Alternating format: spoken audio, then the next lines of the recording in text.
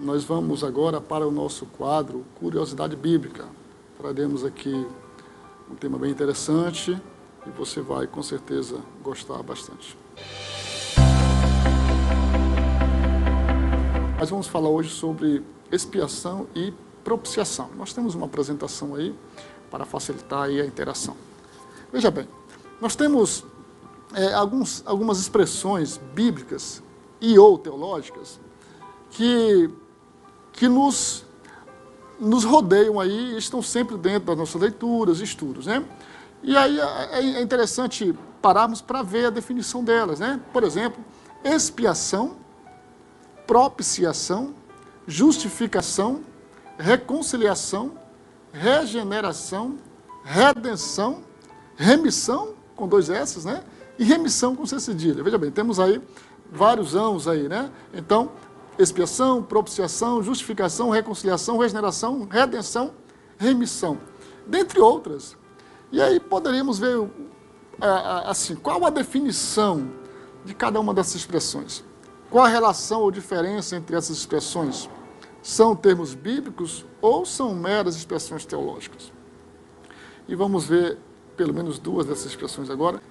Expiação é a tradução da palavra hebraica kippur e do latim expiatio, né? O T aí tem som de C, expiatio, que significa cobrir com um preço ou reparar a culpa. A expiação é a satisfação oferecida à justiça divina por meio da morte de Jesus pelos nossos pecados, pela qual todos os que creem em Cristo são pessoalmente reconciliados com Deus, livrados da pena dos seus pecados e feitos participantes da vida eterna. Essa seria a tradução, a definição de expiação. O termo expiação está relacionado a outras 2 expressões bíblico-teológicas, que é sacrifício, mais voltada para o Antigo Testamento, e propiciação no Novo Testamento. Tanto no Antigo quanto no Novo Testamento, estas palavras apontam para a obra redentora de Jesus Cristo. Veja bem, a expiação é uma expressão que você vai ver ela reiteradas vezes no Antigo Testamento. No Novo Testamento, em regra, você não vai ver essa expressão. É lógico que o significado dela, a concretização dela, está no sacrifício expiatório de Jesus. Mas você vai ver mais a palavra propiciação, ou propiciar, no Novo Testamento. No Antigo Testamento, a expiação, que era um ato feito através de um animal substitutivo. Então, aquele sangue derramado daquele animal seria uma substituição para a pena da pessoa que havia pecado. Então, você vai ver ela sendo estabelecida no sacrifício lá no livro de Levítico, mas você também vê ela um pouquinho antes ainda, no livro de Êxodo, Moisés trazendo aí e aqui é o texto, né? Trazendo essa prática, né? Êxodo 24. Aqui o tabernáculo não havia ainda sido erguido, né? Olha só, então Moisés pegou aquele sangue e o espargiu sobre o povo e disse: eis aqui o sangue da aliança que o Senhor fez com vocês, de acordo com todas essas palavras. Moisés, Arão, Nadab, Abiú e 70 dos anciãos de Israel subiram o monte e viram o Deus de Israel, sob cujos pés havia como que uma pavimentação de pedra de safira, que se parecia com o céu na sua claridade. Deus não estendeu as mãos contra os escolhidos dos filhos de Israel. Eles viram Deus, comeram e beberam. Que texto maravilhoso. Tem hora que parece até que estamos lendo Apocalipse, né? Quando o autor, Moisés, ele descreve aí essa presença de Deus, né? E o que tinha por baixo dos seus pés. Veja, nesse texto, Moisés já havia trazido a lei. Nós temos os 10 mandamentos no capítulo 20 de Êxodo, aqui nós estamos no capítulo 28, né? Então, aqui tem um sacrifício que é feito pelo povo, e logo em seguida Moisés, com Arão, e os 4 filhos de Arão, aqui os 2 não haviam morrido ainda, Nadab e Abiú ainda estavam integrando aquele grupo, né, dos 4 filhos de Arão, que eram sacerdotes, e eles sobem ao monte, certo? E aí eles vão estar diante de Deus. Isso aí, irmãos, é interessante, o tempo aqui não nos permite, mas esses dois rapazes, Nadab e Abiú, assim como Eleazar e Itamar, os outros dois filhos de Arão, eles viram a presença de Deus. Eles estiveram dentro do que Deus permitiu que eles vissem, eles estiveram diante de Deus. E aí a gente nos ajuda a entender por que Deus derramou sua ira contra aqueles dois, né, Nadab e Abiú, lá na frente, quando eles vão oferecer um fogo estranho diante de Deus, no dia da inauguração do tabernáculo. Então eles estiveram diante de Deus, e é interessante que Moisés vai espargir sobre o povo o sangue, e ele vai dizer que aquele sangue é o sangue da aliança que o povo havia acabado de aceitar da parte de Deus. E o finalzinho do texto que lemos, desse texto de Êxodo, né, diz que eles subiram diante de Deus, né, Moisés e os seus auxiliares, e eles estiveram diante de Deus e comeram e beberam. E diz que Deus não derramou sobre o povo a ira dele. Então veja que aquele sangue expiatório, ainda que ainda não estava no tabernáculo, os sacrifícios, né, mas aquele sangue expiatório simbolicamente cobriu o pecado do povo, de modo que Deus não derramou sobre eles a sua ira. O texto de Levítico, aqui nós já temos o tabernáculo erguido, né, e os sacrifícios sendo realizados. Assim expiará o santo santuário, também expiará a tenda da congregação e o altar, semelhantemente fará expiação pelos sacerdotes e por todo o povo da congregação.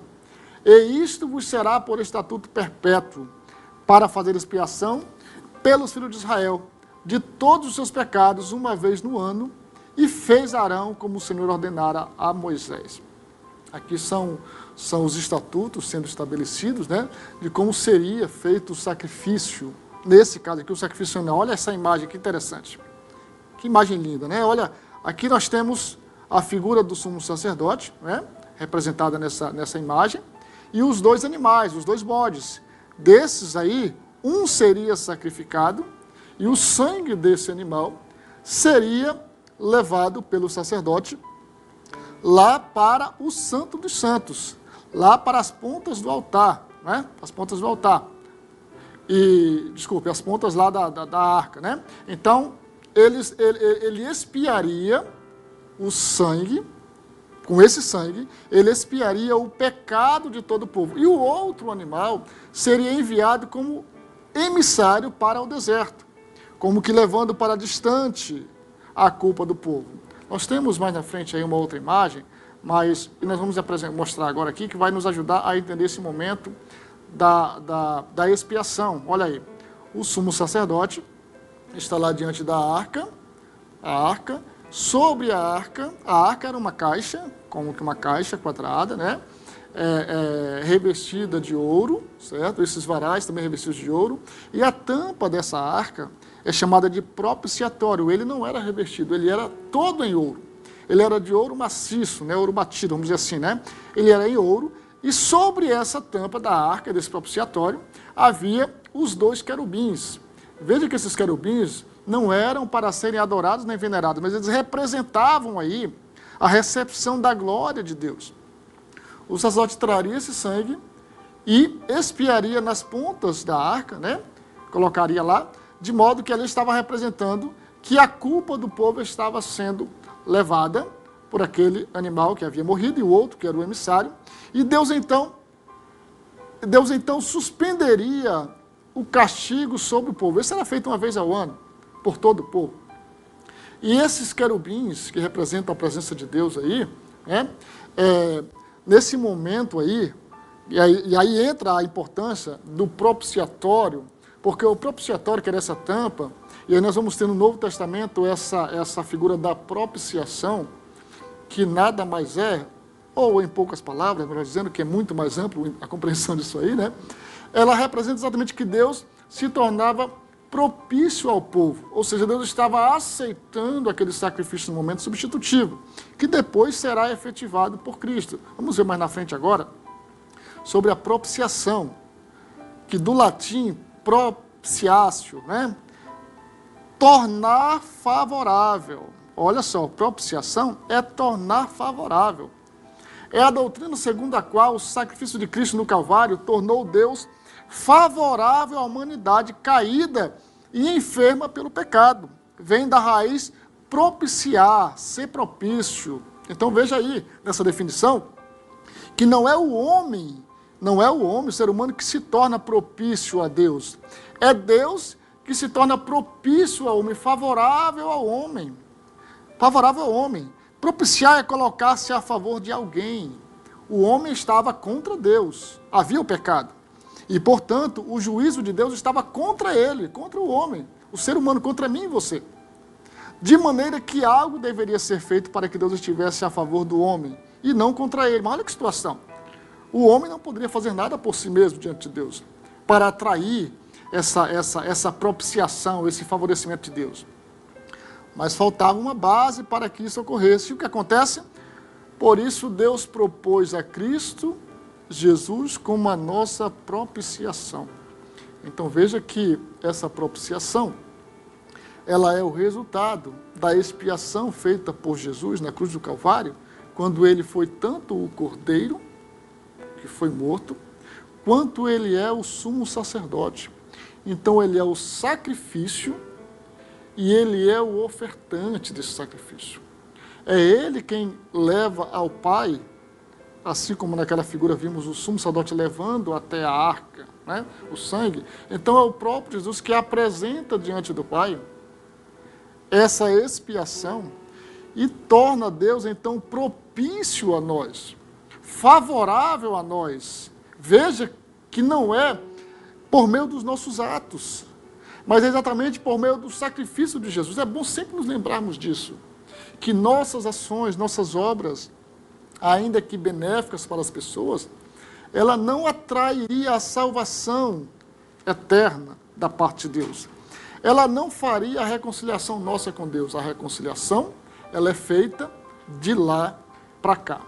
E então é isso que é a propiciação.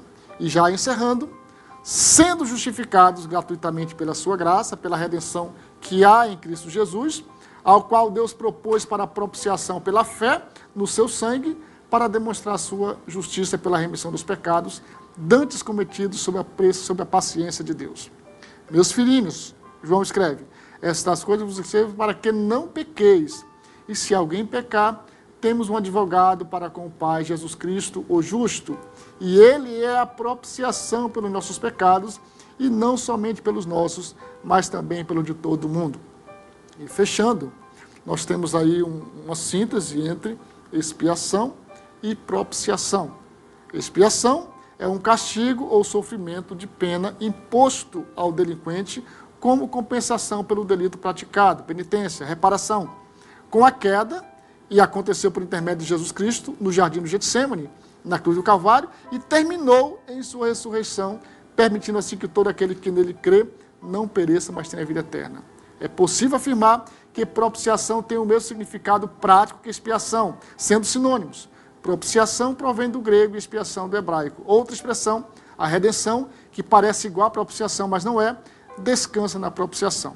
Assim, a propiciação propicia a redenção e a redenção produz a justificação. Mas existe ainda outra palavra relacionada que é a reconciliação.